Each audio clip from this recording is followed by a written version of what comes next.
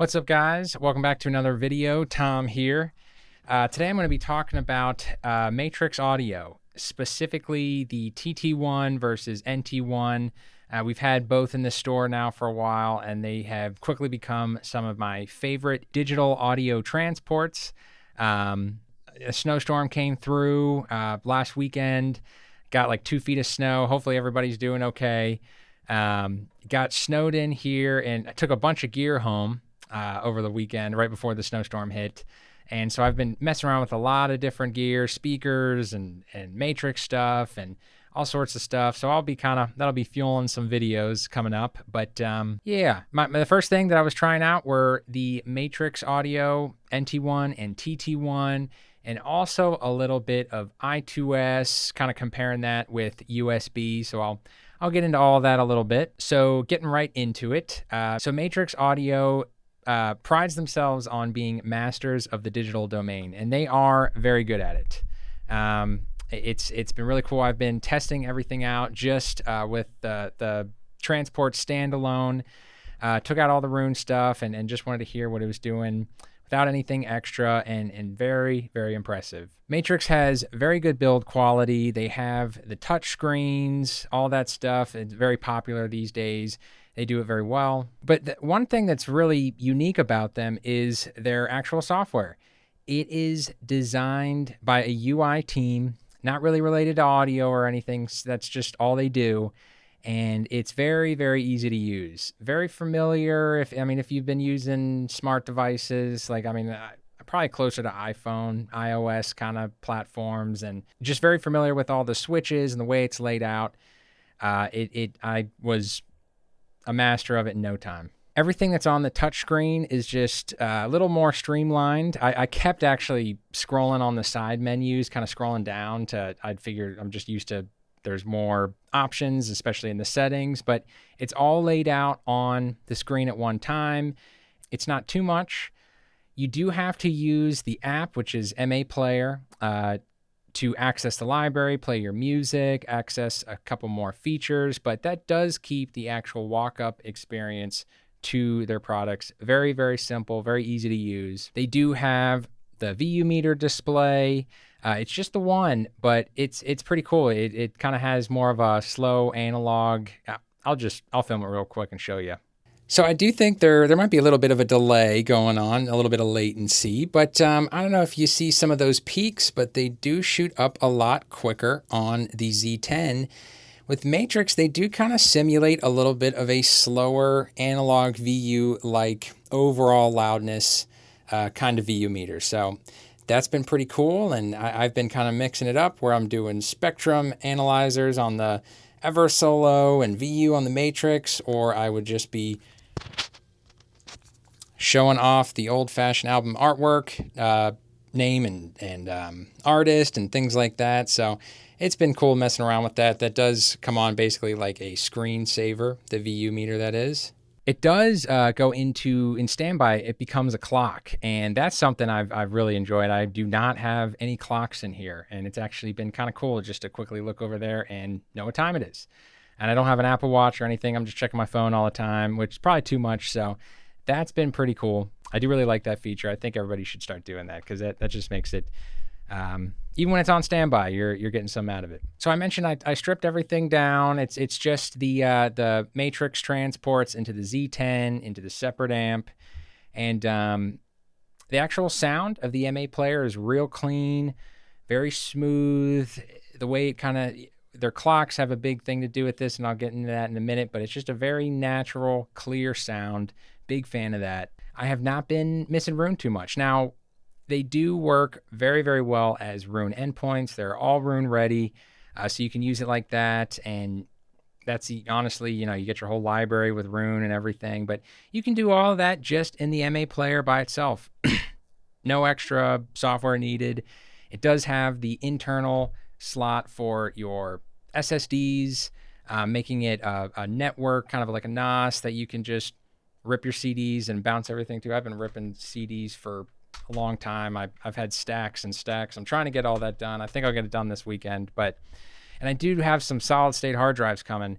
Prices of RAM and solid state hard drives are going up a lot. So I did buy a 2 terabyte because the 4 terabytes are already too much, of a M.2, which is just little chips that just kind of slide in. And you have also the SATA SSDs, which you do have to screw in.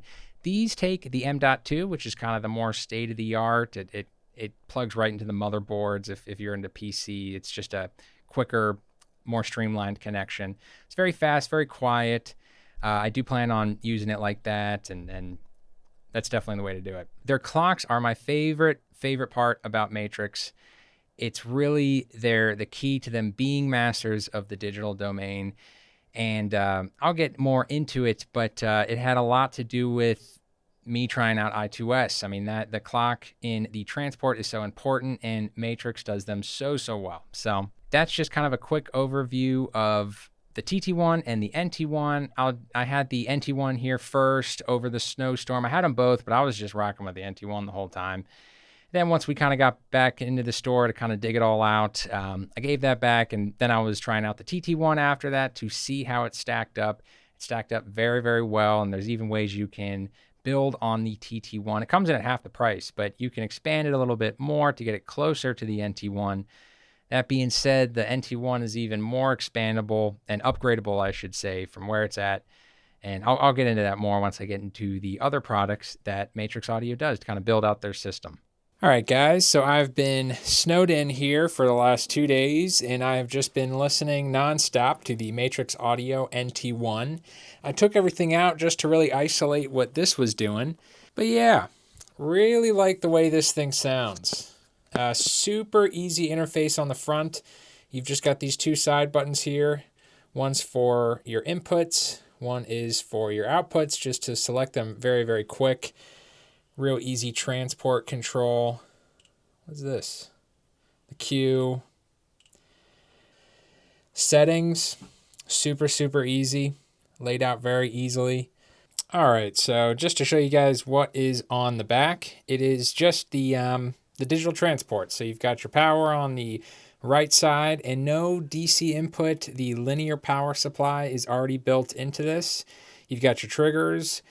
I'm using Ethernet RJ45, excuse me. If you want to do your fiber network connections, that is built in right to the back of the unit.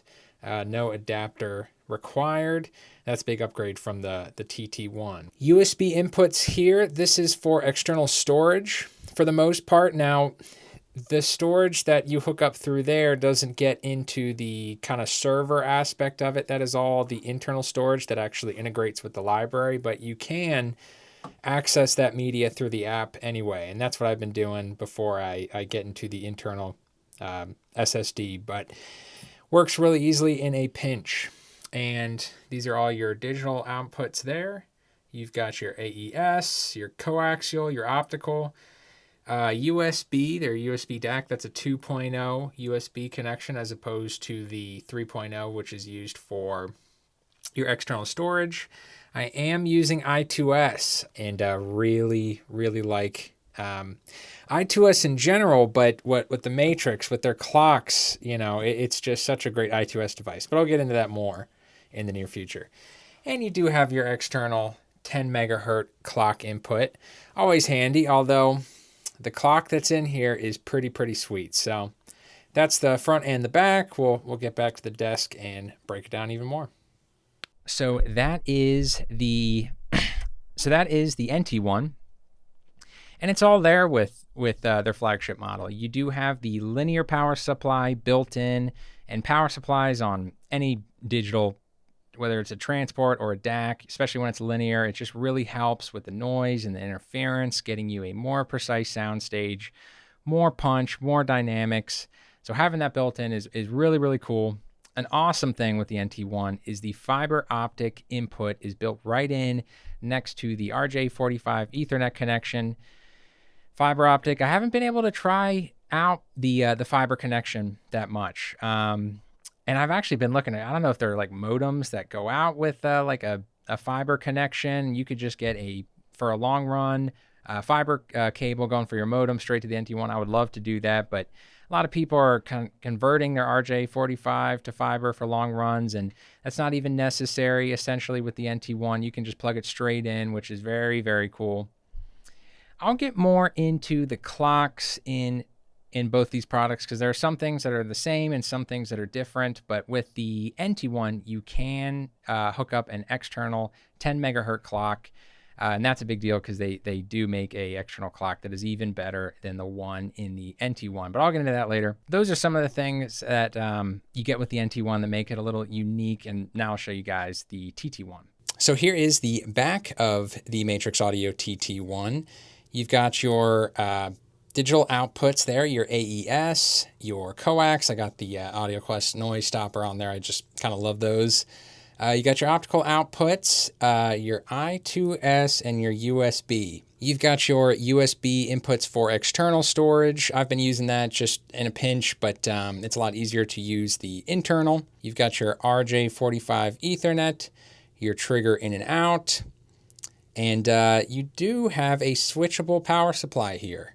And if you need to, if your power supply isn't getting to the ground, you do have a ground terminal there. So the TT1 is a little smaller screen, but you are getting all the same build quality, the same software, the same sound, some of the same kind of clock architecture.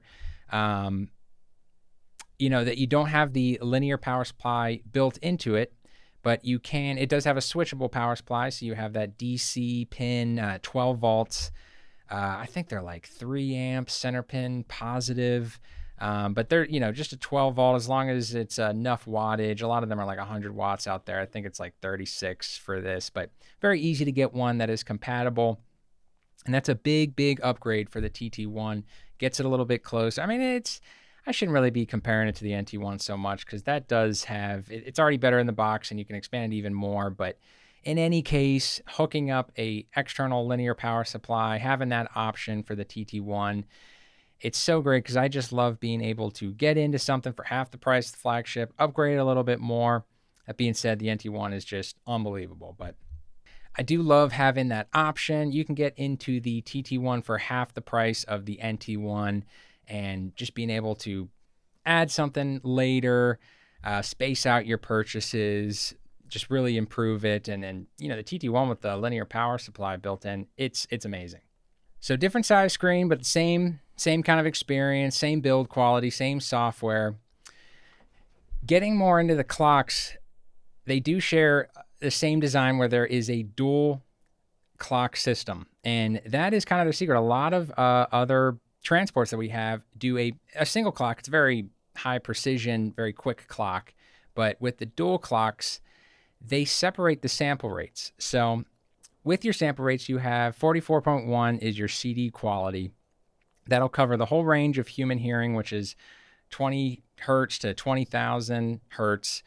You know, you get a little bit more on the top and on the bottom with 44.1, and that works great. But then going into the high res with the 48 kilohertz, that's got its own separate clock. And for all the high res resolutions, they actually, I didn't really realize this, but your 48, your 96, 192, 386, and then 700 something, they're all divisible by 48, and they're all kind of in their own family. And there is a separate clock for your high res and a separate clock for your CD quality, which is really cool. Their clock is a big part of the Matix audio products, just being so precise, so clean, but also sounding natural. They don't get too digital, don't have much of a sound, just a real open, natural sound, which I love.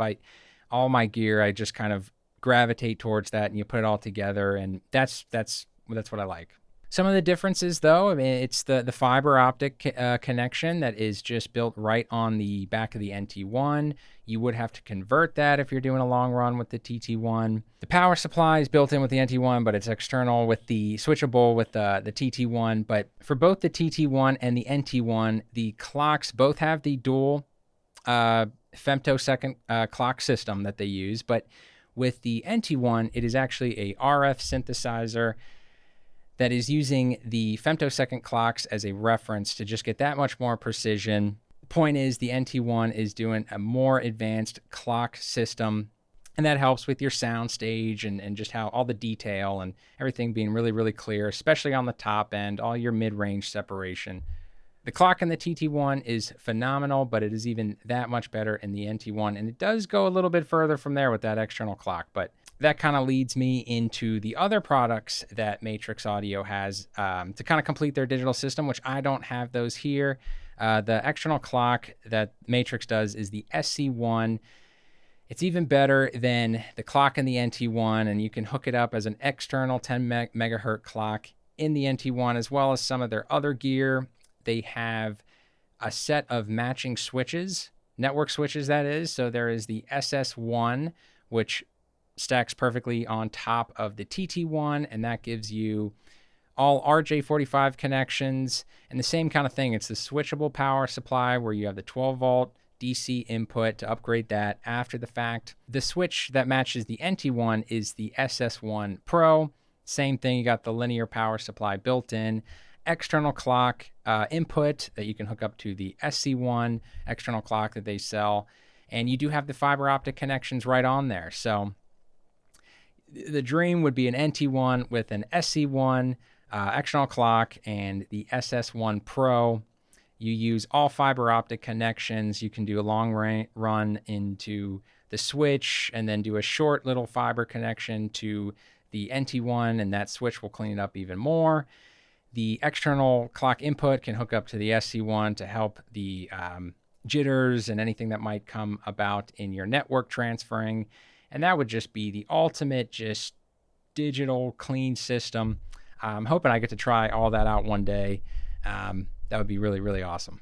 Kind of another thing with the whole system is I do have all of these triggered together. I've never had, same thing with the screens, I've never had a trigger system, you know, connecting all the gear where, for those that don't know, it's in and out and these little, you know, single pin cables that connect everything. So I have it set up to when I press the big button that's on the volume knob on the Z10, it will in sequence power up each unit and it's all ready to go. Just grab the app and just start playing music. And I'll show you guys that real quick. Everything is turned off, got the standby clock going on up there, and I'll show you how this all triggers. All you gotta do is just press the big button on the Z10.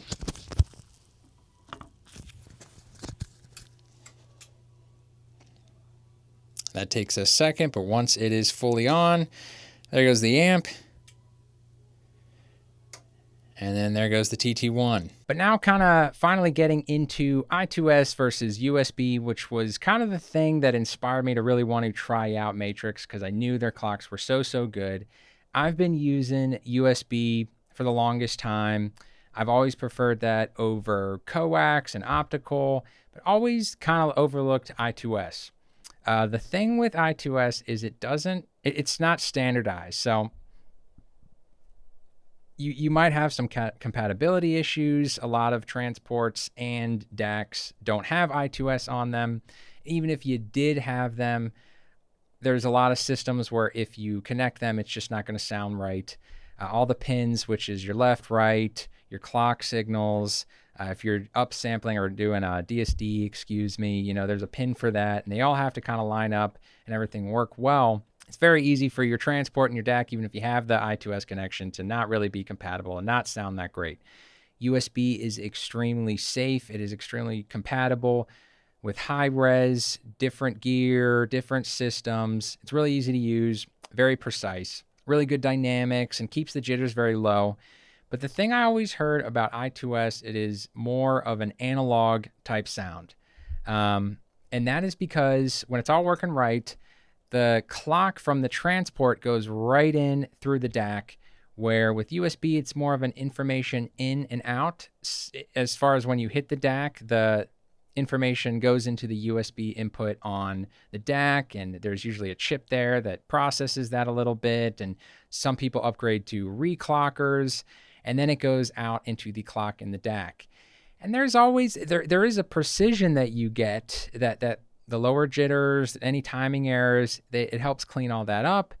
But, you know, in my opinion, anytime there's more of a digital process going on, you might get away from that analog-like sound. And that was the thing that really had me curious about I2S. and just kind of worked out perfectly. And it's a lot more products are doing this, coming out with this kind of feature, but the Z10 is extremely compatible with I2S. Another reason why I love the Z10, there is in the settings menu, there is an I2S section which allows you to select all 8 of the pinout options that are available, as well as like inverses of each. So, and they were different on the TT1 and the NT1. When I put in the TT1 after the NT1, I was like, man, I got no sound. And I completely forgot about switching out and kind of messing around with the different pinouts that the Z10 have available. I just kind of figured they would be the same, but they weren't.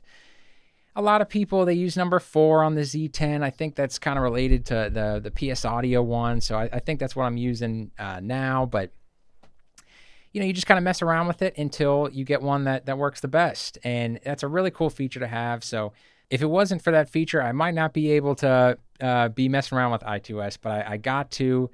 I am using an AudioQuest Vodka 48 HDMI cable, the one with the ARC priority, and you wouldn't really look at it like an I2S cable, but it is working out very well, very, very compatible because I have that flexibility. And with the clock and the transport going straight through, Matix audio with the clocks that they do, it's just a really, really great way to do it. So finally getting to mess around with it, I'm very impressed. We got to try it out in the store with Lenny and I think we had a customer at the time, and I'm sorry I forget who was there. I think it was Don. But I kind of was hearing it a little bit, and there's other people, they were saying, oh, I kind of like the USB better. It's a little bit, you could probably hear the precision, and I think Lenny said something about the vocals sounding a little bit fuller. But I could hear the more analog type sound, and it's kind of unique to me as I listen to a lot of electronic music that is produced digitally, and I'm listening to in a digital playback environment. If you convert it to analog and cut it on a record, you could do that, but that's not even available.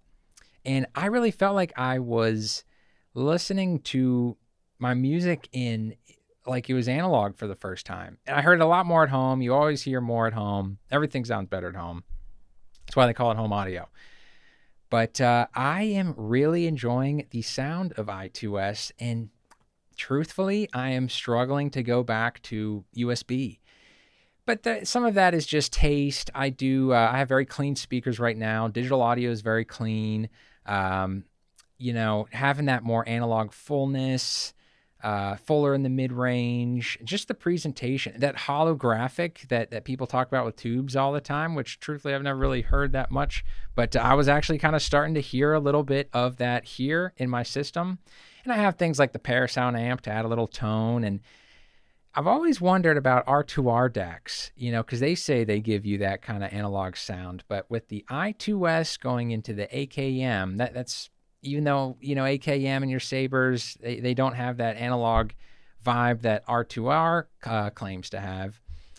They do have precision. And with I2S giving you that analog sound and the AKM, it's smooth and velvety, but still precise.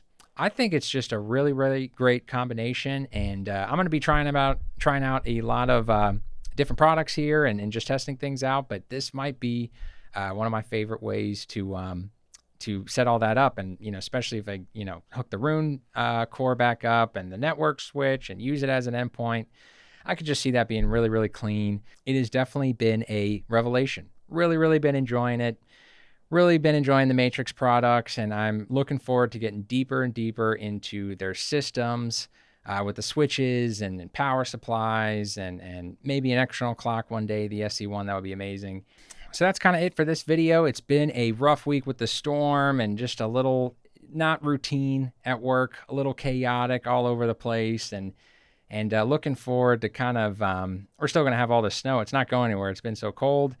Looking forward to just kind of having a more routine week, just getting to work normally and doing our thing and following up with everybody, and that'll be very nice. But I do have my next video. I don't know if you saw the speakers that I had in there. I'll definitely be talking about a little bit of a speaker design that I really enjoy with, especially with the REL subs. That is something I've really kind of just stumbled upon, but I'll get more on that in the next video. But I'm just going to wrap that up. It's been late in the week. Sorry, this has been a kind of a weird week, weird video, but appreciate everybody watching, and I'll see you guys all next week.